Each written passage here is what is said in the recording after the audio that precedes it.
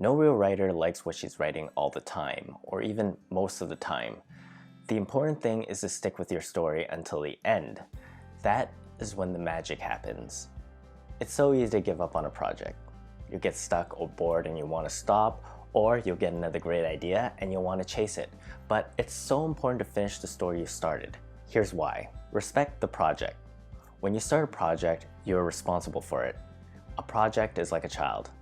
It's born, it needs someone to take care of it and help it grow, and then one day when it's developed, it is sent out into the world. It's your job to make sure it survives and prosper once you release it, making you proud. You gave the project life and now you need to take care of it. If you don't, if you let it die on the shelf, then you'll rob it of its potential. Respect your time. Think of all that you could have done if you weren't writing. You could have spent time with your pet or talked to your spouse. You could have watched a movie or read a book.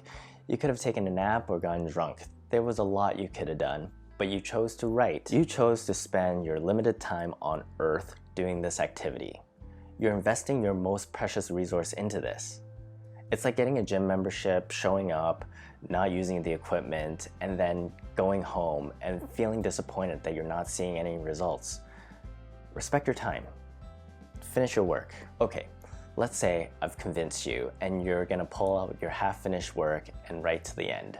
But where is the end? Honestly, you can end a story anywhere, even in mid-sentence, but that will be disrespecting your audience unless it's a really good half a sentence. When a reader starts reading your work, you made a promise to give them a sense of resolution, enjoyment, or fulfillment. You want them to come back one day and read your other works, so with an honorable completion in mind, here are places that make sense to end your story. Explicit endings.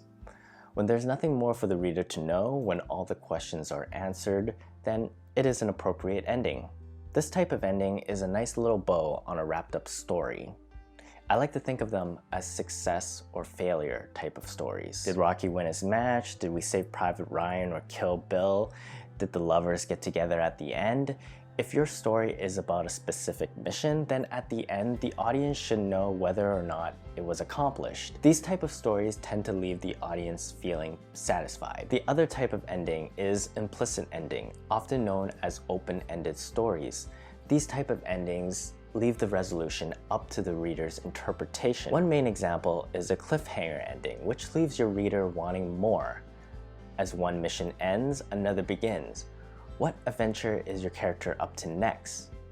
A cliffhanger ending can literally have your character hanging off a cliff, or it could be done more subtly. The last scene can be of a man calling his ex-girlfriend.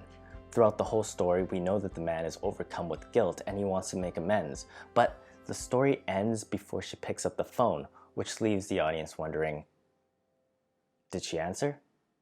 Was it the right phone number? And if it wasn't, what would the man do? These type of stories will leave your reader thinking about it even after they put the book away. If you're struggling to finish, aim for one of these two conclusions. Yes, they are broad, but they'll give you a lot of rooms to make adjustment when you're done. It's going to be bad. There's no avoiding it, so you might as well get over it.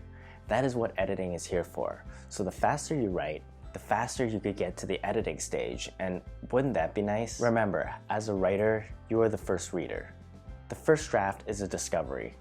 You don't really know what your story is about until you get to the end. You don't know if it's going to wrap up nicely or leave your readers wanting more, but having a target gives you direction. Let yourself discover, because sometimes that is where the best words come from. Don't give up on your writing project, no matter how small it is. Write to the end. Do you feel like giving up on your writing? Well, check out this video right here. And for more topics on writing and the creative process, please subscribe.